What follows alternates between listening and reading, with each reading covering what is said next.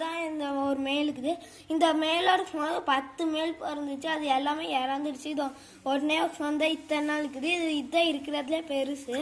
இப்போ இதோட தான் அந்த ஃபீமேலை ப்ரீடிங் விட்டு இப்போ அதுக்கு ரெடியாக இருக்குது குட்டி போடுறதுக்காக. அடுத்த பேட்ச் அதுவும் குட்டி போடுச்சுன்னா அதையும் நம்ம எடுத்து பாருங்க. இதுக்குள்ளே ஒரு ஃபீமேல் இருக்குது. இந்த ஃபீமேல் அடுத்து முட்டை குட்டி போடுறதுக்காக ரெடி ஆகிடுச்சு. அதனால இதை தனியாக விட்டு வச்சுட்டு இந்த கல் ஃபாக்ஸ் ஸ்டைல் எதுக்கு பார்த்தீங்கன்னா அந்த குட்டி வேணா மீன் அதுவே சாப்பிட்ரும். அதனால அதை தடுக்கிறதுக்காக இந்த கல்லெல்லாம் போட்டு வச்சுருக்கோம். அடுத்து இதுக்குள்ளே தான் மேலே தனியாக பிரித்து வச்சுருக்கோம்.